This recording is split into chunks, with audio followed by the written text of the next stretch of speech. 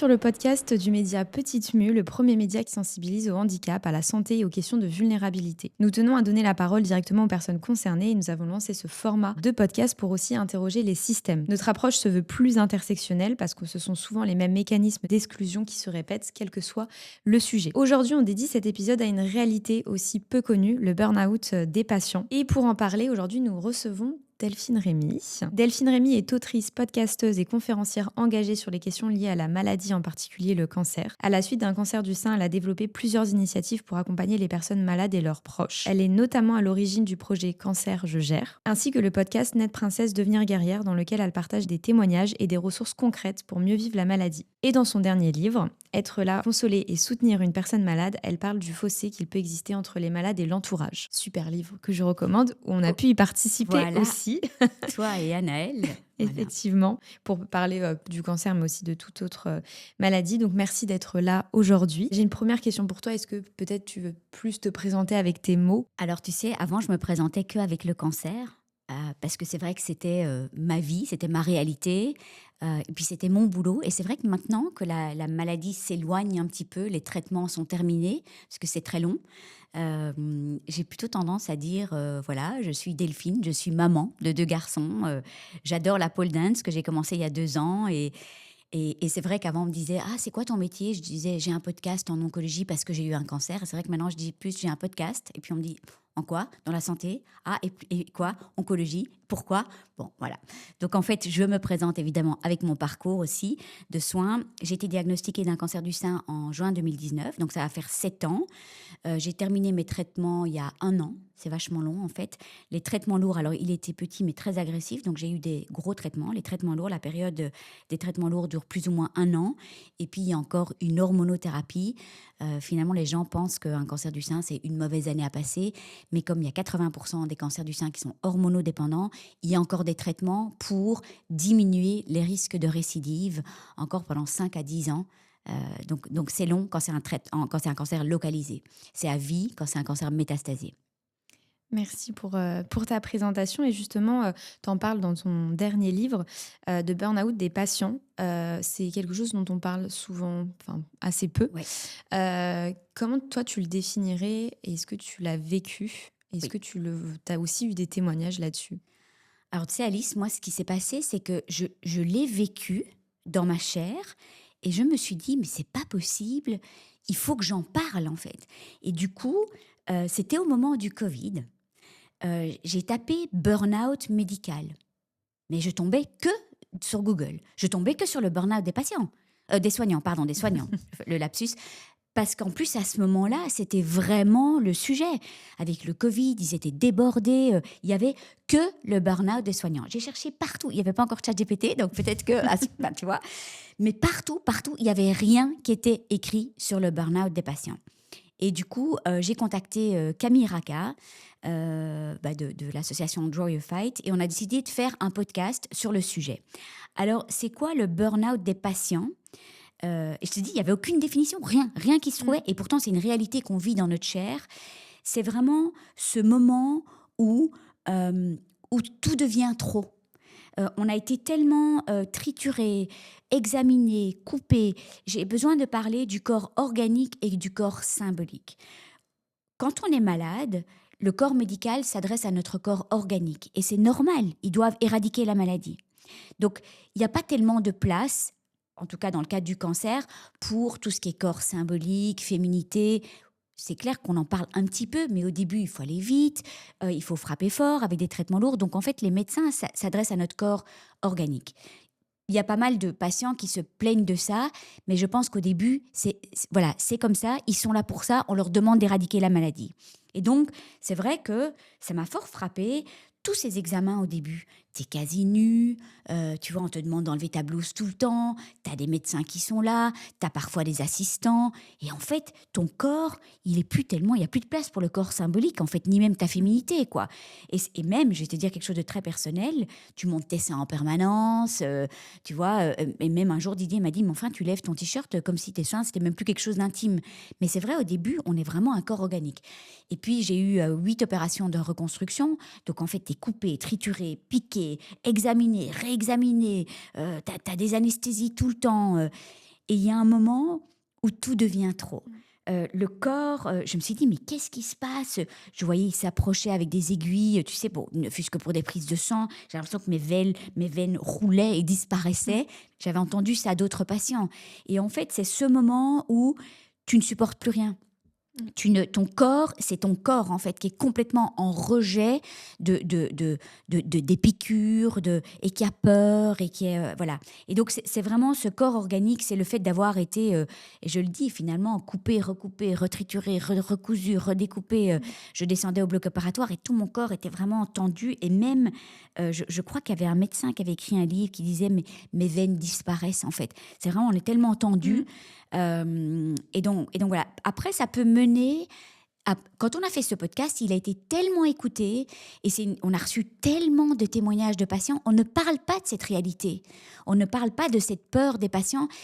Et on doit en parler parce qu'il y a des patients qui écrivaient qu'ils annulaient tout, qui reportaient leurs imageries, qui reportaient leurs examens importants, qui reportaient leur dépistage parce qu'en fait, tout leur corps était en rejet de ce monde médical.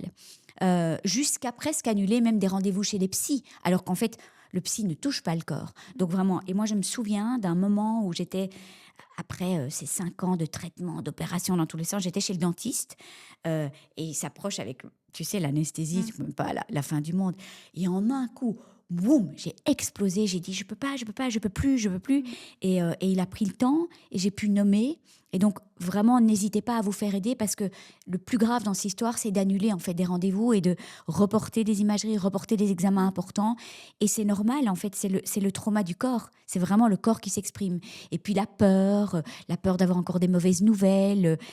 Et puis, voilà, le cancer localisé, ça s'arrête dans le temps. Cancer métastatique, ça s'arrête pas dans le temps. Mais des maladies chroniques, je pense à des personnes qui ont des maladies chroniques toute leur vie, qui doivent faire des examens tout le temps, qui doivent aller à l'hôpital tout le temps. Moi, il y avait un moment aussi quand l'anticipation de l'hôpital, j'avais des nausées d'anticipation. Rien que de penser que j'allais à l'hôpital. Même, on a un supermarché qui s'appelle Delhaize en Belgique. Il y a des portes tournantes. C'est les mêmes portes tournantes qu'à l'hôpital. J'avais des nausées avant de rentrer dans le supermarché. Donc, j'y allais même plus. C'est vraiment ce burn-out, ce trop-plein. Et du coup, qui a aussi un impact sur la santé mentale. Tellement, oui. Est-ce que c'est des choses qui disparaissent un peu dans le temps ou tu sens que c'est encore présent aujourd'hui pour tout type de rendez-vous? Je trouve que ça disparaît un peu dans le temps, mais néanmoins, alors j'ai quand même envie de dire, n'hésitez pas à vous faire aider avec de l'EMDR, avec des techniques d'hypnose, parce que je pense à ces personnes pour qui c'est toute la vie qu'elles ont des examens. Moi, c'était un cancer localisé. C'est clair que j'ai encore des examens. C'est clair qu'il y aura toujours un traumatisme quand j'arrive pour faire une mammo. Il y a quand même une chose qui reste, je trouve, c'est toujours ces souvenirs. Donc, même si c'est pas dans le cadre d'un cadre médical, ça peut être peut-être, je sais pas, une intervention plus esthétique ou je sais pas moi, un truc, enlever un grain de beauté ou quelque chose comme ça. Tu as quand même ce scalpel, il y a quand même quelque chose qui reste. Et ce qui est difficile, je trouve, c'est de retrouver confiance en son corps, en sa santé. Et ce qui reste là-dedans, alors c'est quand même un petit peu une aiguille qui va arriver, il va y avoir toujours des souvenirs.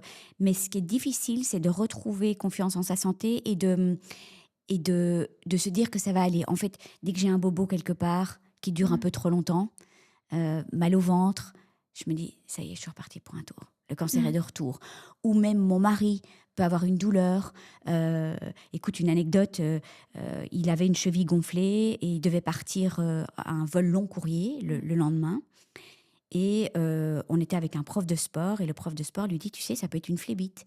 Et moi, tout de suite, au lieu de me dire, c'est peut-être une tendinite parce qu'il a trop couru, il va prendre l'avion, il va mourir. En fait, tout ce qui est médical, j'ai plus peur, en fait. J'anticipe plus des dangers. Un enfant qui va être un peu triste, je me dis, j'espère qu'il ne va pas tomber en dépression. Donc, il y a quand même quelque chose de l'ordre de la gravité, de la sévérité. Quand on est passé par une maladie grave qui fait que j'anticipe plus, où tu vois, je vais avoir une copine qui va un peu tousser beaucoup pendant quelques jours. Je me dis, j'espère qu'elle a rien au niveau de la gorge, tu sais, pour me dire elle a un rhume. Ça reste quand même un peu. Pas que pour moi, mais même pour ceux Oui. qui autour de Courage. moi. Ouais.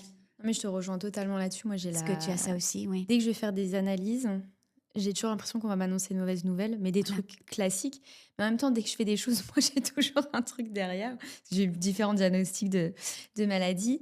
Tu as quand même chaque fois alors des mauvaises nouvelles. Et bah, par exemple, moi, c'était parce que bah, j'ai une sclérose en plaques et à un moment, bah, j'ai une de mes meilleures amies qui a eu un cancer également. Et ça a commencé où elle me dit, bah, moi, j'avais mal au début à la gorge. Et j'ai consulté et en 2 jours, elle a eu un diagnostic. Elle a commencé les chimios au bout de 2 jours. Et donc, moi, ça a commencé un matin en me disant j'ai une boule dans la gorge, j'ai mal à la gorge. Je me dis ça se trouve, j'ai quelque chose. J'ai consulté directement. Bon, c'était la maladie de Basedow, qui est une maladie auto-immune qui touche la thyroïde. Mais du coup, je suis beaucoup plus alerte. Mais ce qui me rassure, parce que maintenant, je me dis en fait, j'ai rien à perdre à consulter. Et moi, je suis dans l'inverse. C'est-à-dire que je surconsulte. Et j'ai besoin d'avoir toujours des avis médicaux, etc.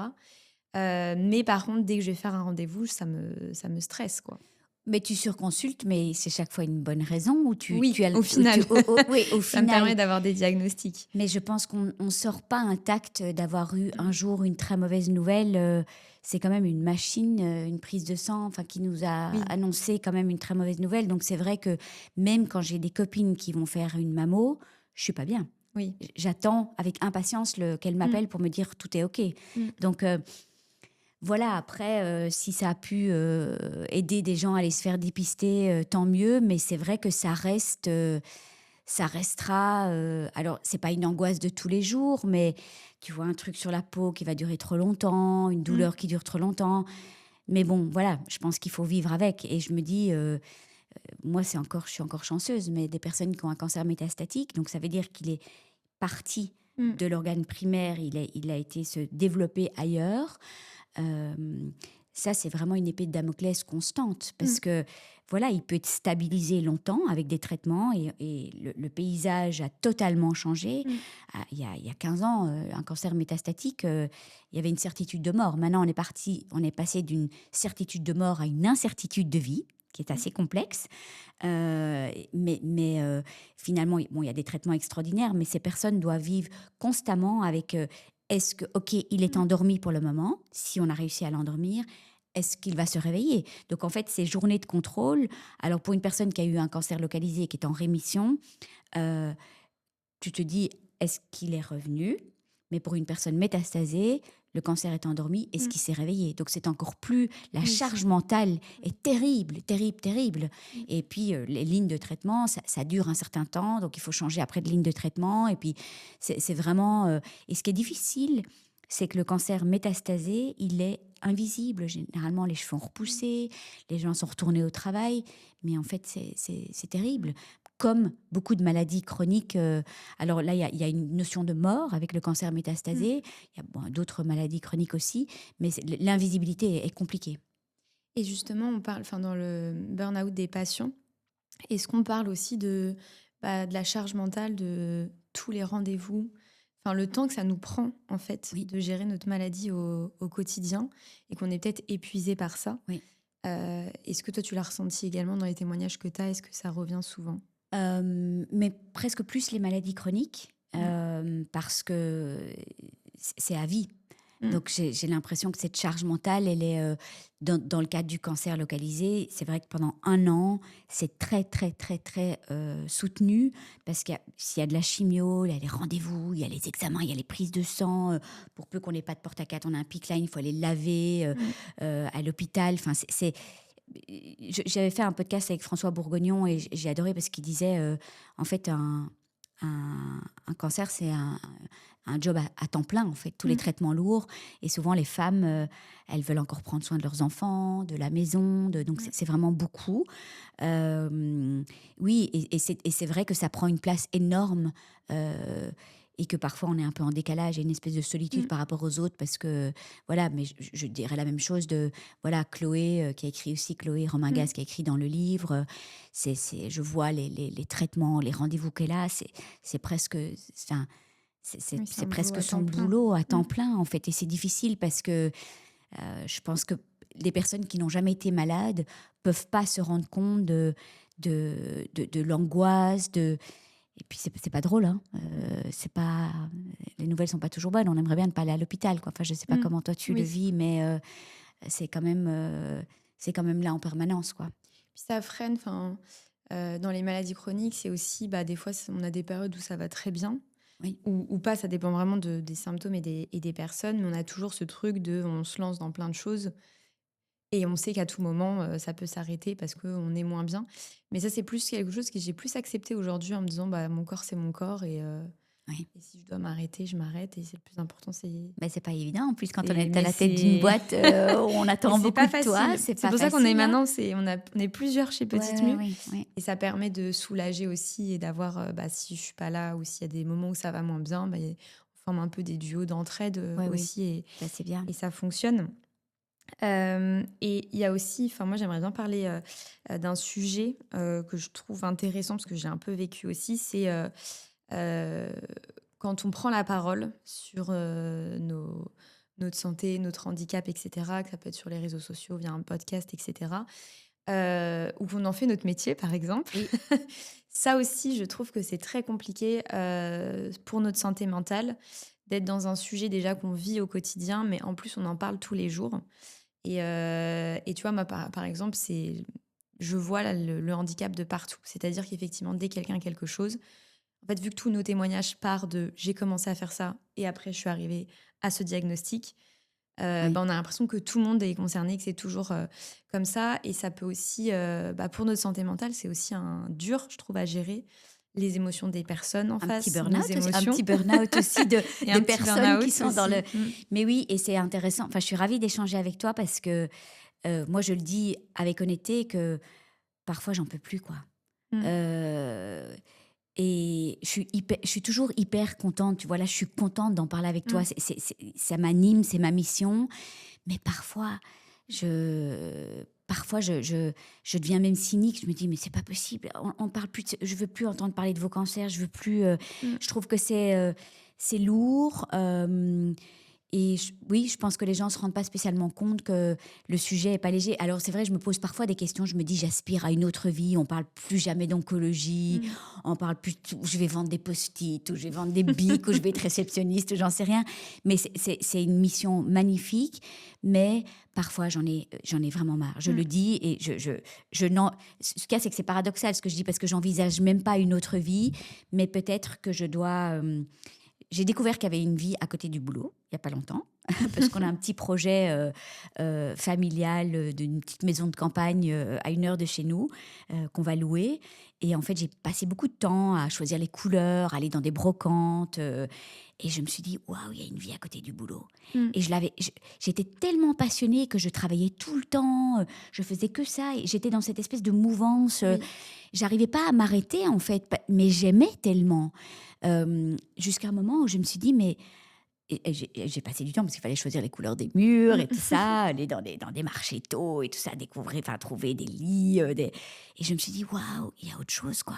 Et donc là, maintenant, tout l'enjeu, je trouve, c'est de trouver l'équilibre entre mettre un peu plus d'équilibre. En fait, je ne sais pas si toi, tu arrives à Oui. trouver facilement de l'équilibre.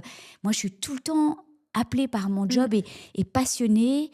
Et même, tu vois, je peux me dire, ok, je travaille pas ce week-end, mais mon ordi va être à côté de moi et schlax, je vais aller travailler tout le week-end.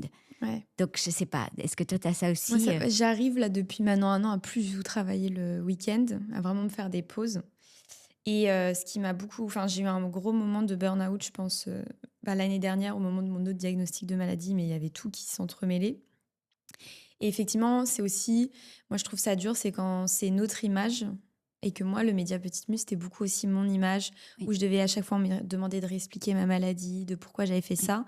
Et du coup, j'ai l'impression que mon parcours personnel ne m'appartenait plus et que C'est c'était c'était pour Petite Mue.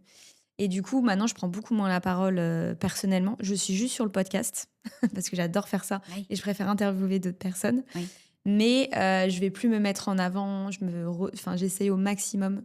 J'accepte plus des demandes en dehors de mes journées de travail. Je fais plus de soirées. Je réponds plus aux messages non plus. parce que ça bien. me prenait... Merci Alice, ouais. Et j'apprends à dire non au projet. Parce que pareil, quand on a toujours l'impression que si on dit non, on va passer pour quelqu'un d'hautaine ou qui s'en fout des autres. Et ça, j'ai fait un gros travail là-dessus en disant, je peux pas, en fait, j'ai un média, en fait, j'ai une entreprise à gérer, mais Oui. je peux pas gérer tous les Oui. problèmes, et je suis pas psychologue non plus. Et du coup, maintenant, je ne réponds plus. Alors, il y a d'autres, c'est un peu réparti dans l'équipe, on répond quand même aux messages, mais on va pas... on répond quand on peut aider des personnes, si on peut faire des mises en relation ou Oui, donner c'est des noms ça. d'assaut. Ou amener vers ton média, en fait, Voilà, quelque part. Oui. là-dessus, mais on va plus répondre comme on pouvait répondre avant, même si c'est frustrant et qu'on a envie et qu'il y a des Ouais. personnes des fois qui sont aussi en détresse et qui ont besoin d'aide. Mais en fait, si je le faisais, j'ai plus de vie, moi. Oui. Et pour garder un média comme celui-ci, j'ai pas le choix de me protéger aussi Oui. des témoignages. Tu vois, je fais plus non plus les interviews, je fais que les podcasts. Donc, c'est comme ça que j'arrive à me protéger. Et je culpabilise pas de le faire aujourd'hui. Alors que j'ai Oui. culpabilisé pendant longtemps aussi. Mais c'est bien. Ça, c'est vrai que quelque part, c'est la même chose, en fait, le podcast. J'accepte plus. Là, ça me fait plaisir parce que, voilà, on parlait d'un sujet, mais c'est plus tant témoigner de ma maladie. Oui.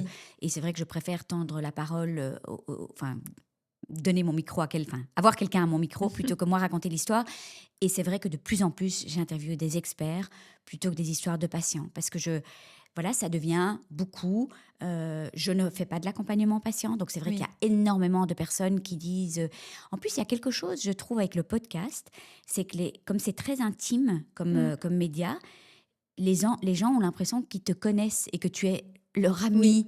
Et donc, en fait, ils t'écrivent et ils te disent, ils te confient toute leur vie, mais je ne fais pas de l'accompagnement patient. Donc, je le dis, voilà, comme Oui. toi, je le dis, je ne fais pas de l'accompagnement patient. Voici un lien vers le podcast, voici un lien vers le groupe de soutien. N'hésitez pas à rejoindre une association, mais je ne fais pas ça. Ce n'est pas mon métier. Donc, Puis il voilà. faut être formé aussi pour faire ça. Exactement. Il faut se protéger soi-même pour pouvoir accompagner les autres aussi Exactement. après. Et dans le burn-out aussi, il y a effectivement des patients, on parle de tout ce qui est médical, etc. Mais je trouve que il y a aussi, quand on est en situation de handicap, une colère souvent qui naît. Pas de l'incompréhension de notre entourage, ça peut être aussi du monde médical, mais aussi une incompréhension de comment est traité le handicap dans notre société.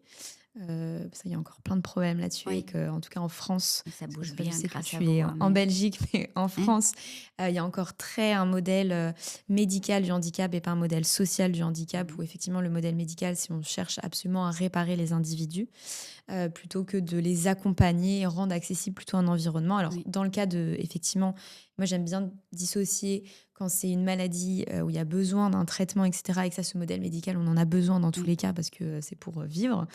Mais des fois, il y a des situations où il n'y a pas besoin d'être soigné aussi. Et c'est là où on parle plus du modèle social. Est-ce qu'on entend des maladresses au quotidien et quel impact ça a sur nous? Est-ce que tu as des exemples, par exemple? Du personnel soignant, parce que ça, j'en ai quelques-unes. On peut commencer par le personnel soignant. Et tu sais, je n'ai pas envie de dire... je ne suis pas du tout contre l'institution médicale, mais néanmoins... j'ai eu quand même quelques violences, des mots violents, mais moi, je les ai reçus comme violents. Peut-être que quelqu'un d'autre n'aurait pas eu ça. Et puis, il faut quand même se dire que dans le cadre du cancer, on est tellement hypersensible, enfin, plein d'autres maladies aussi, je pense, mais qu'il n'y a rien qui passe, tu vois. Très vite, quelque chose peut être mal interprété. Et j'ai besoin de dire aussi que les médecins sont des humains. Et maintenant que j'en connais beaucoup, c'était des oncologues, je connaissais dans le monde professionnel qui sont devenus des amis. Je vois à quel point c'est difficile, à quel point parfois en fin de journée ils versent quelques larmes et que c'est vraiment compliqué. Donc on est face à une personne malade, un oncologue qui doit annoncer des mauvaises nouvelles, enfin pas toujours des bonnes nouvelles, c'est difficile. Le premier moment que je vais qualifier quand même de violent, j'avais été rajoutée au planning d'une scénologue Donc, je suis dans la salle d'attente, je vois la bonne femme qui arrive, je la vois, elle était dans le bureau des secrétaires, elle arrive énervée, donc je me dis, oui, c'est peut-être celle que je vais rencontrer. Et elle voit que son planning était surchargé, donc c'est pas drôle, hein, pour peu que, je sais pas, moi, elle a eu un problème avec son mari le matin ou un enfant insupportable, elle arrive, le planning, on lui a rajouté des patients, et alors, elle m'a annoncé mon cancer, mais alors d'une manière, mais tu peux pas même pas être entre deux portes, debout, me disant ouais, il y aura peut-être la chimio, mais peut-être pas. Et puis alors, il y aura peut-être un test, mais enfin, il coûte hyper cher. Enfin, ça a été un enfer. Et toi, tu sais pas, parce que tu t'as jamais vécu ça. Donc tu dis, mais je suis rentrée chez moi, j'ai appelé une cousine qui avait eu aussi un cancer. Elle m'a dit, mais Delphine, c'est pas du tout, enfin, c'est pas comme ça que ça se passe en fait. Donc moi, j'étais traumatisée. Et donc, j'ai rappelé le centre et j'ai dit, écoutez, je n'ai rien compris. Ça, je pense que ça s'est pas passé comme ça devait se passer. Est-ce qu'il y a moyen d'avoir rendez-vous avec quelqu'un d'autre demain? Et en fait, c'est d'essayer de reprendre le pouvoir. C'est pas toujours possible, mais j'ai pas voulu subir et en fait être traumatisée à vie de ce truc-là. Donc le lendemain, j'ai été reçue par une autre qui s'est mis ses genoux contre mes genoux. J'ai trouvé ça vraiment délicieux, tu vois, vraiment assise, elle a mis une feuille entre nous, et puis elle a commencé à tout dessiner, tout m'expliquer. Mais c'est bon, on avait réécrit l'histoire. Tu vois, voilà. Il y a eu plusieurs petites choses. Il y a eu un jour, j'avais perdu... attends, c'était quoi? Oui, j'avais d'abord eu une tumorectomie. J'avais rendez-vous avec mon mari, avec le chirurgien. Et le chirurgien, il devait annoncer qu'en fait, ils n'avaient pas assez enlevé, mais qu'ils devaient enlever tout le sein. Mais il a regardé mon mari tout le temps. Tu vois, oui, et je me suis dit, mais c'est quoi ce truc? Mais au moment même, tu es pas très armée parce que tu es déjà sidérée par le fait qu'on te dise qu'on doit t'enlever tout le sein. Mais je le voyais regarder mon mari et je me dis, mais c'est pas normal. Et chaque fois qu'il y a un truc comme ça, je veux réécrire le truc. Donc en fait, j'ai repris rendez-vous. Avec c'est pas toujours possible, mais j'ai repris rendez-vous et j'ai dit, j'aimerais bien qu'on me parle à moi en fait.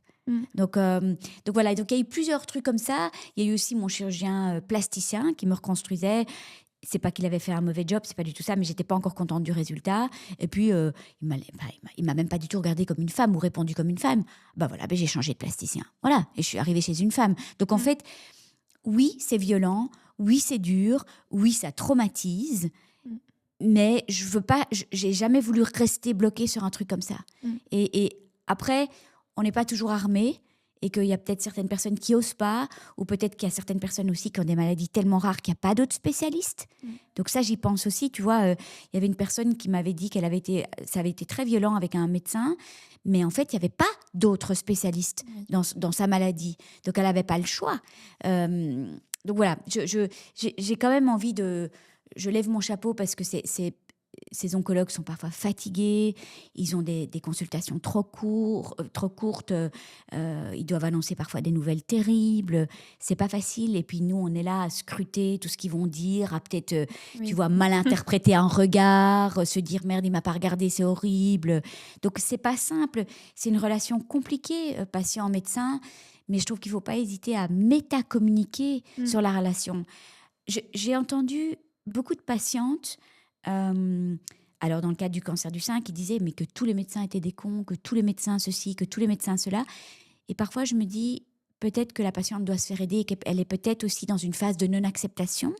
Et donc, c'est une réaction normale, en fait. Mais ne pas hésiter, si on n'est pas content de son médecin, changer de médecin, il y en a. Évidemment, dans le cadre de maladies plus rares, c'est plus compliqué. Mais ne restez pas avec un médecin...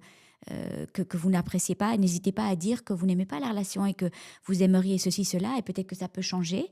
Et puis finalement, parfois, dans le cas de maladies chroniques, cancer métastatique, c'est des relations qui durent parfois plus longues, et qui sont plus longues qu'un mariage. Donc, enfin voilà, on espère que le mariage soit plus long, mais voilà, c'est pas évident. Et est-ce que tu as aussi eu des maladresses de ton entourage? Ah oui, et là... On peut en parler dans le... Et merci d'ailleurs pour ton témoignage et le témoignage d'Anaëlle, parce que c'était vraiment... Ouais, j'en ai eu beaucoup. Je trouve que quand on débarque dans le monde de la maladie, on débarque dans le monde de la maladresse, en fait. Mais on ne se rend pas compte au début. Enfin, moi, c'était quelque chose que... J'ignorais ce monde de la maladresse et j'ai dû en commettre beaucoup. avant d'être malade. Oui, je nomme toujours les mêmes. Voilà, une connaissance qui débarque le lendemain du diagnostic et qui me dit le moral, c'est 90% de la guérison, alors que je n'avais pas le moral. Donc, je me suis dit, je n'ai pas le moral, je vais crever. Enfin, plein de choses. Pourquoi tu n'entends que les pourcentages négatifs? Tu devrais entendre que le positif. Donc, on ne me laisse pas le droit de ne pas aller bien. Enfin, plein, mais jamais des mauvaises intentions, tu vois, ça va aller, tu vas te relever, t'es forte et courageuse, alors c'est perçu comme une injonction, ou cancer du sein, tu vas avoir la paire de seins de tes rêves, voilà, toutes ces choses, ou des débilités, comme l'histoire de la chaudière, hein, tu l'as vu dans mon livre, une dame qui me dit comment ça va, je dis ouais, je suis un petit peu fatiguée. Tu sais, moi j'avais tendance un peu à m'auto-censurer et pas parler trop de la maladie parce que t'as pas envie d'embêter. T'en parles avec les gens qui sont malades, mais t'en parles moins avec les autres. Et elle me dit, tu sais, moi aussi j'ai des problèmes en ce moment et tout. Elle me dit, avec ma chaudière.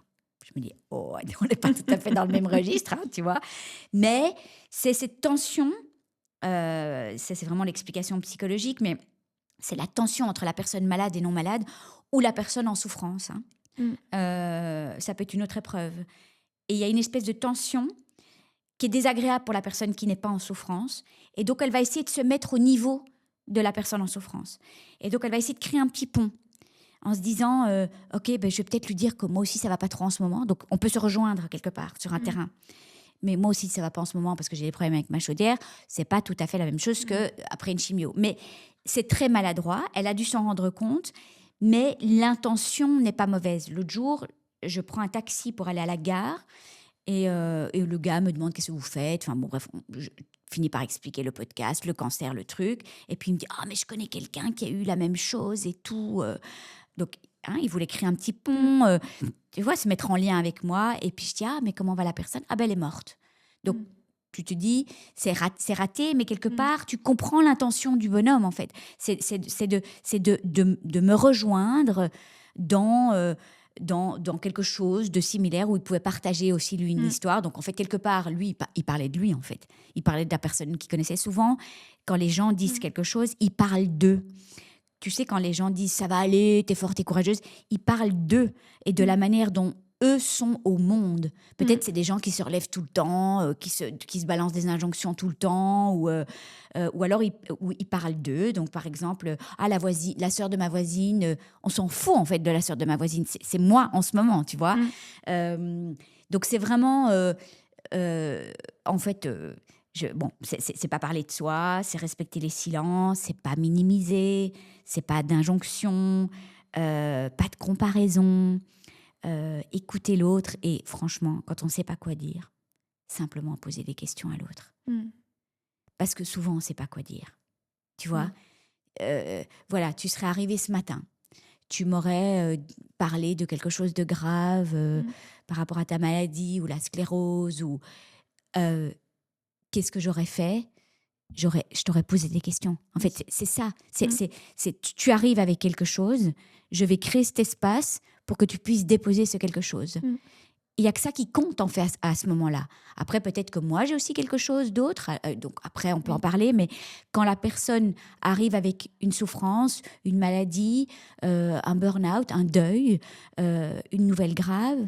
Juste créer cette petite bulle, on peut l'imaginer en fait, cette petite bulle où la personne peut se déposer, juste lui poser des questions, si on ne sait pas quoi dire. Parce que parfois, on ne sait vraiment pas quoi dire, quoi. On est maladroit, on se dit, c'est vrai, je ne sais pas moi...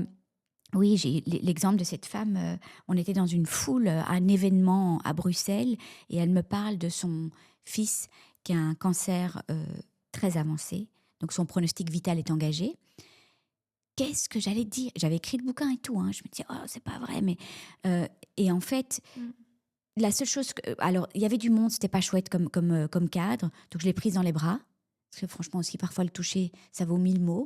Et puis, le lendemain, je l'ai rappelé et j'ai créé cet espace pour lui poser des questions. On se trompe jamais quand on pose des questions. Je pense qu'une personne en souffrance, à moins qu'elle ait pas envie d'en parler, alors elle dira, j'ai pas envie d'en parler. Voilà. Mais je pense qu'une personne en souffrance, elle sera toujours contente avec un « comment ça va aujourd'hui ?» Comment ça se passe pour toi? comment ça a été le trajet, si tu es fatiguée, comment ça se passe avec ton mari, comment ça va au boulot, comment est-ce que tu as pu t'organiser, si tu as été malade pendant 2 semaines, est-ce que je peux t'aider? Enfin, tu vois, bêtement, enfin, oui, bêtement, en fait, c'est simple, hein. Ouais. Bah, tu as presque tout résumé Ouais, je là-dessus. pense que, ouais. Et effectivement, après, ça peut être difficile aussi pour des personnes qui n'ont pas du tout envie d'en parler. C'est toujours des Oui. questions, effectivement, qui peuvent être aussi T'en as rencontré personnelles. beaucoup, toi, des personnes qui veulent pas en Ah parler? oui, pour le Vraiment? coup. Bah, après, moi, je suis plus orientée dans les entreprises, etc. Mais même le handicap peut encore être vu aujourd'hui comme une honte et les personnes s'auto-stigmatisent là-dessus. Et des personnes qui ne souhaitent pas du tout en parler et qui vont trouver des Ouais. questions intrusives si on leur pose trop de questions sur leur état de santé. Je vais te Plein de poser choses une à dernière dire. question. Est-ce que tu aurais un dernier message à faire passer? Quelque chose qu'on n'aurait peut-être pas dit pendant cette heure-là de podcast, même si on a dit plein de choses. Bah, peut-être pas rester seule, en fait. Je rencontre trop de personnes qui se sentent seules. On se sent déjà seul, en fait, hein, dans la maladie, je trouve. On peut se sentir seul. Moi, ce qui a brisé cette solitude, c'était de rencontrer des personnes qui avaient vécu la même chose. Et je trouve que tout ce que vous faites, Petite Mue, tout ce média, les podcasts, les groupes de soutien, ne restez pas seul. Je trouve que le pire, en fait, dans la maladie, c'est la solitude et c'est de ne pas être consolé. Donc vraiment Alors peut-être ça convient pas à tout le monde. Ceci dit, j'ai quand même rarement rencontré des gens qui voulaient vraiment rester seuls. Mais voilà, il y a des structures, il y a des assos, il y a des gens qui sont là pour vous aider. Voilà, peut-être ce message par rapport à la solitude et par rapport au...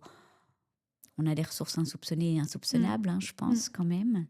Et ouais, et peut-être un petit quelque chose là, parce que je sais pas pourquoi ça me vient là maintenant, mais l'injonction à trouver du sens, là, le truc qui revient tout le temps aujourd'hui avec le développement personnel. Est-ce que tu as compris le sens de ta maladie? Est-ce que tu as compris le message? Ah, on fout la paix aux gens avec ça, s'il vous plaît.